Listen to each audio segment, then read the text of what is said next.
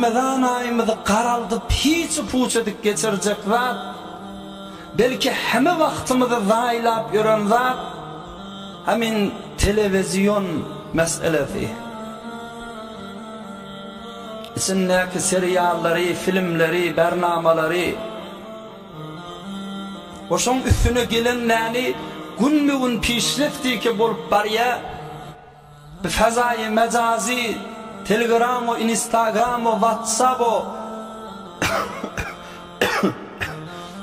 Facebook'o ve envai şebekahayı içtimai ki ulu milleti özüne qarq edip toğulap alıp barya ve bizim mübarek Ramazan ayımızda da hiç puçutuk koyacak bir bernamalan birisi şu mahallamdan gelin bir bername reziye deylim, oturuşaylim, turaylim, öz öysörlümüz velen, oğul gıyız, gelin gıyız velen, neyme deyli, şu mübarek bir ayın içinde lağıl tətil edeyli şadatları, atan ayraylı şadatları.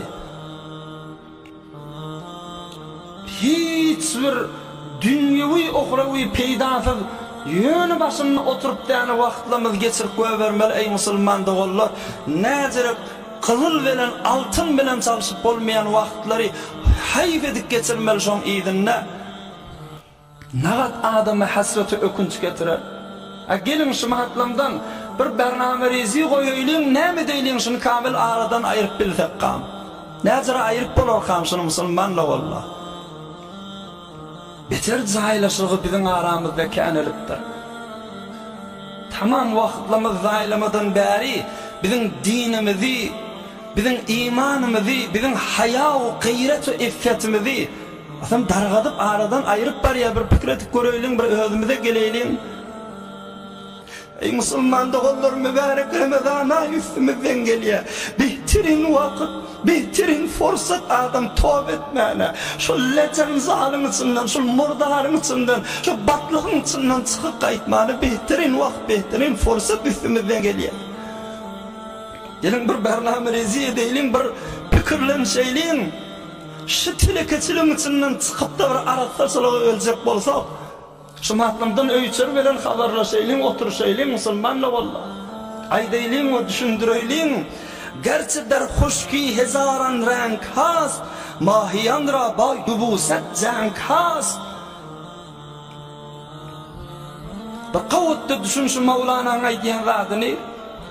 Şu mahal deryan içinde balık yeti, keyif edip yaşap ya, deryan taşınna, dağlar, düzlerde ne kadar avadallıklar var.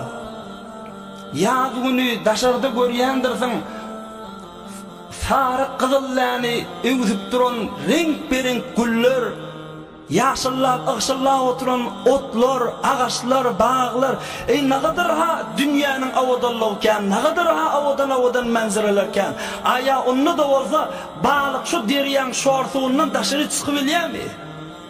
Bu dışarıda ne kadar avadallıklarken, ne kadar ha gelişiplerken, bir dideni zatlarkenlik balık soğun içinden dışarı çıkıbilyen mi? Yok.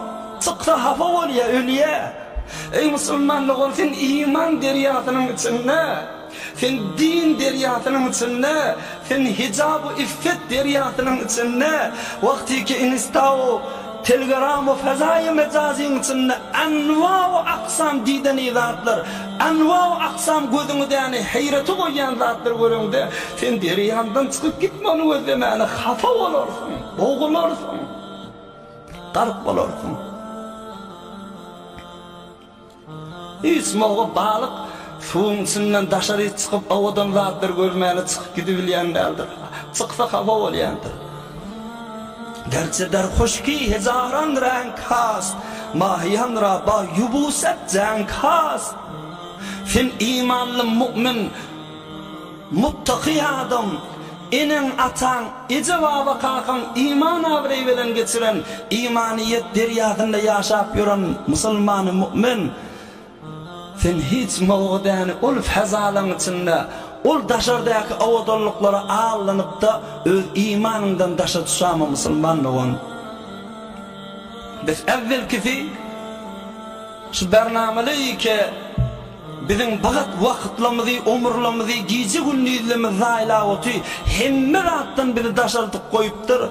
öz yaşullamızdan, enatamızdan bir-birimizden daşını alıp gülüşüp oturmadan koyuptur. O kadar ha verilir ki özünüz ravanşinaslardan, düktörlerden eşdiýäňiz oğlanın mağzına, fikrine, ruştuna, hemme adına ziyan.